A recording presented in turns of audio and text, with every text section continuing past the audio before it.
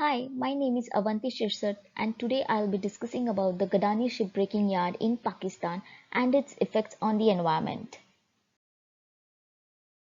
We will be discussing the objectives of the topic that includes the economics of shipbreaking industry, the tragedies that happened at the Gadani shipbreaking yard, the environmental concerns related to this industry, and safety and health issues faced by workers at the yard.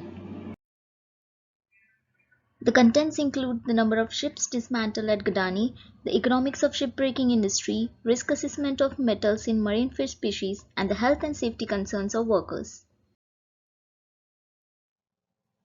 The Gadani shipbreaking yard in Pakistan is the world's third largest shipbreaking yard, located across a 6.2 miles beachfront at Gadani, Pakistan, consisting of 132 shipbreaking plots.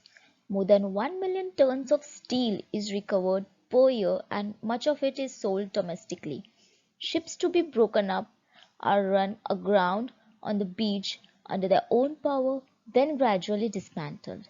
A ship with 5,000 light displacement tonnage is broken within 30 to 45 days at Gadani. Realizing the potential importance of shipbreaking industry to the national economy, the government of Pakistan announced in 1978 a number of measures including the declaration of Gadani as a port and also a reduction in import duties on ships designated for breaking up. This graph shows the number of ships dismantled at Gadani from 2008 to 2018. According to reports, the year 2016 brought more business to the yards again, which reflects the global peak in the total number of ships scrapped in 2016. The table illustrates the economics of a sample ship in Pakistan, which comprises of main costs, revenues, and profits of one ship. Overall, the analysis found that shipbreaking in Pakistan is profitable but at a relatively low level presently. On November 1st, 2016, at least 14 people were killed and 59 burned as a result of gas cylinder explosions on a ship being scrapped, the Floating Production Storage and Offloading Oil Tanker ACES, causing a huge fire. Reportedly, more than 100 people were dismantling a tanker in the yard. 30 other workers were also reported missing. By November 2, 19 people were reported dead and the tanker was still on fire. In the beginning of 2017, 5 workers lost their lives in another explosion on a tanker. This led to a prohibition on the import and cutting of tankers at Gadani. The following map shows the locations of sampling stations at Gadani. The shipbreaking area at Gadani is an important fish production area.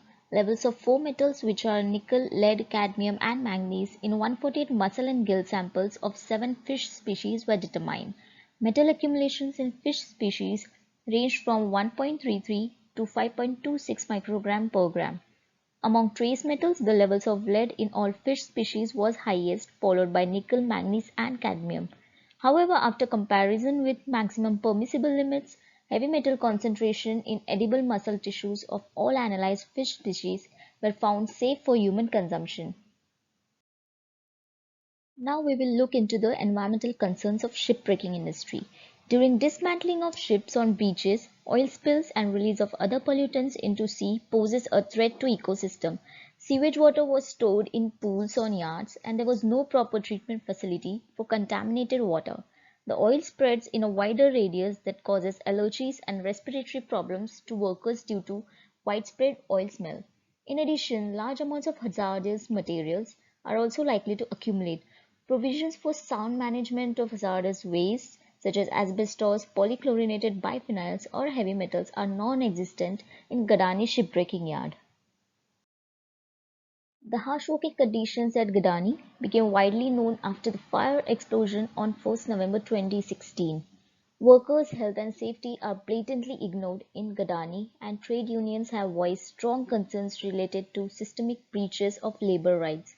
Personal protective equipment, that is, the PPE kits, are barely used in Gadani shipbreaking yard. It is seen that only 39% of workers wear PPE kits, while a large number, that is 61%, do not. Reports have admitted that sometimes workers refuse to wear protective gloves, shoes, and helmets due to heat and humidity. Workers remove asbestos only protected by gloves, which can lead to skin irritation issues. The following figure illustrates the typical injuries workers experience in the shipbreaking yard. Many of these are cuts, which contributes to 35%, and burns contributing to 31% of the injuries. Bone fracture are the third most common injury, followed by respiratory issues, that is due to suffocation.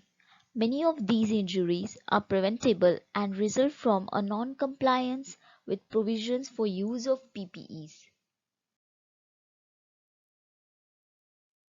To summarize, shipbreaking industry contributes to billions to Pakistan economy.